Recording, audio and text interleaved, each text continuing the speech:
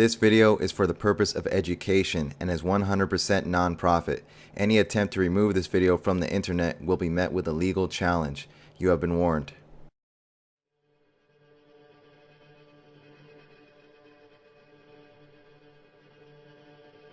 So it amazes me still that a lot of Sandy Hook researchers haven't heard about this HADDAD story. I think it's mostly because it gets covered up pretty well, and now that they're trying to remove all the videos, that's helping them as well. But there's been more stuff that has come to light regarding HADDAD, and my video Top 10 Reasons, it's now been taken off YouTube completely. I thought I had saved a backup of that one. I hadn't. It's still viewable on Vimeo. But what I'm going to get into now is just how this grand deception worked on HADDAD being Nancy Lanza, and I'm 100% convinced personally. It's okay if you aren't, but just watch the information, and I am pretty confident by the end of the video you will also be convinced, because it proves all the holes in the story. It fills all the holes in the story. It explains a lot of stuff that's been missing from Sandy Hook, and it explains how the grand deception worked, the HADDAD grand deception. Okay, so the first point I'm going to go into in this new video here, it has to do with her being a teacher at Sandy Hook. As we all remember, originally we were told that she was a teacher at the school, and this wasn't just from articles. This was from testimony from a lot of people.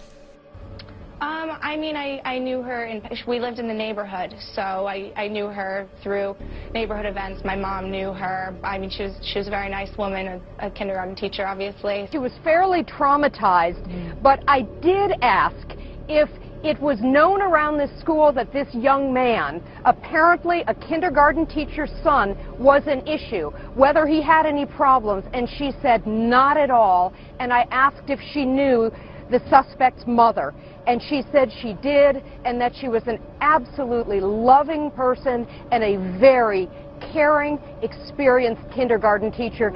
And these aren't the only two examples of people who said that they saw her and she was a teacher at the school at Sandy Hook. And it was just article after article saying that she was a teacher there, and then they changed it to she was a substitute teacher, and then they changed it to she was a teacher's aide, and then eventually they just got rid of it all. They said, no, she wasn't a teacher, all these people are nuts. This mom who says she was a teacher at the school, who they never named, they won't even talk to her again, like, hey, you said she was a teacher, but now we're saying she's not. So forget her being a volunteer at Sandy Hook from 1998 to 2012. Forget her being a teacher at the school. Forget multiple people who said they saw her and knew her as a teacher at the school. Because her name doesn't match up, she is officially, that was just wrong. Because her name doesn't match up. Not because people didn't see her there all the time. They didn't see a woman who looked just like Nancy Lanza at the school a lot. Okay? And that's what's so important here. And now if we go into this next interview, this is a woman, this was taken the day of Sandy Hook. It's pretty amazing this woman would give an interview so soon, but notice what she says here when asked if she knew the teacher. This is a very telling interview.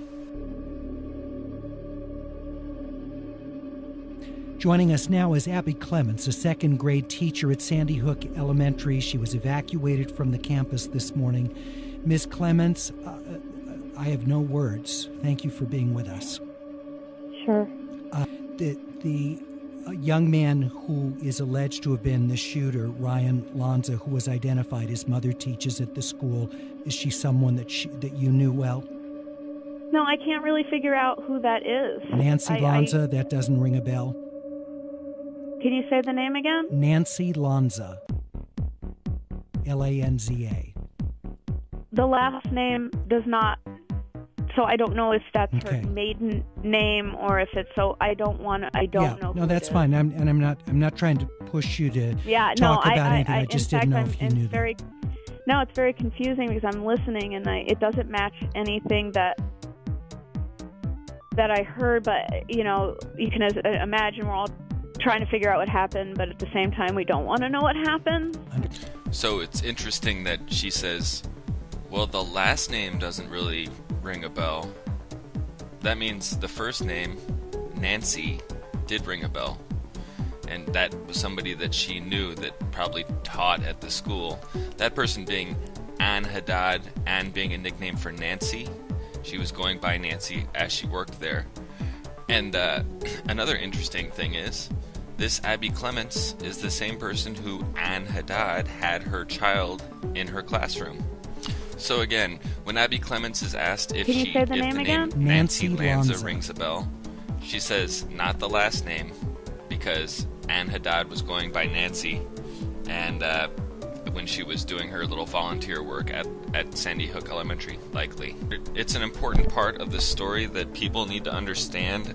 They need to understand why there was this huge confusion, and parents were saying they saw Nancy Lanza working there. The school nurse said she was a great elementary school teacher. The Israel girl says that she was an elementary school teacher.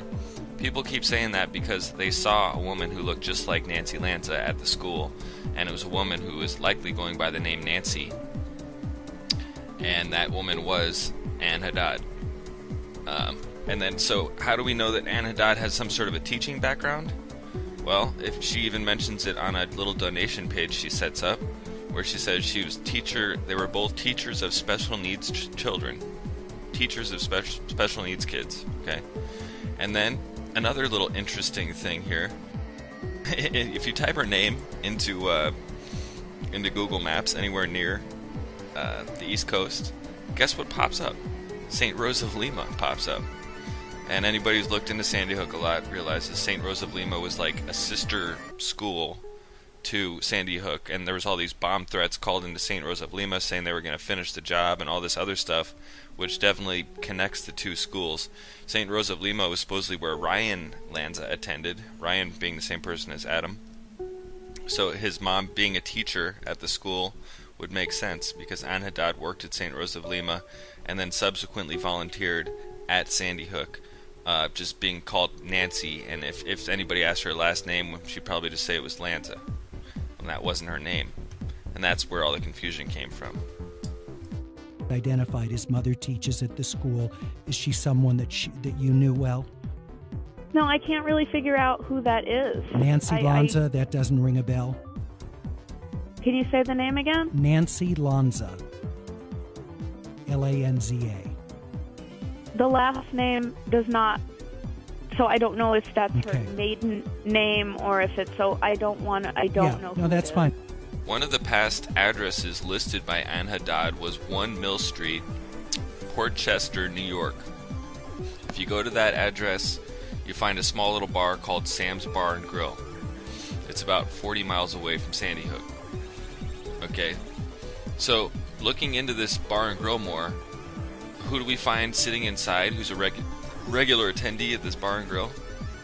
None other than Caitlin Roig, one of the main players in this entire event. It just happens to be sitting in this bar and is a total regular of Sam's Bar and Grill. A bar and grill that for some reason Ann Haddad has listed as a past residence. Okay, hers was, in one it's listed as 1 Mill Street number 2, Port Chester, New York, but in others it's just listed as 1 Mill Street. So that's a little bit strange to me that Caitlin Roig would show up in an address listed by Ann Haddad in another state over, and just hanging out in a bar, main player. I mean, you would have to be a big believer in coincidence theory to let all these things go. It's to me means they're connected. They somehow met through this bar, and that's how they get their little scam buddies. Probably have a few rounds, decide, hey, yeah, you want to make some quick money? It's gonna be really easy.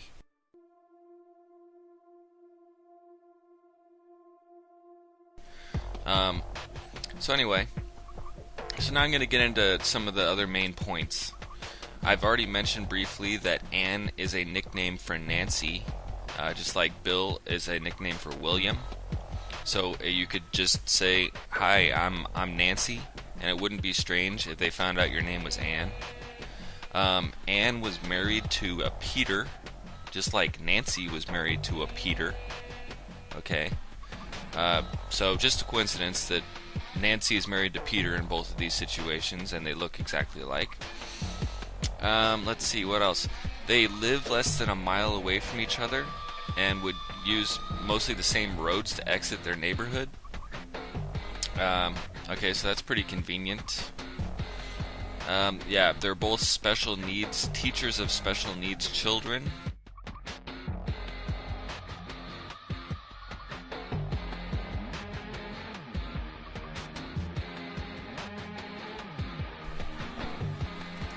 They both attended monthly Mom's Night Out meetup.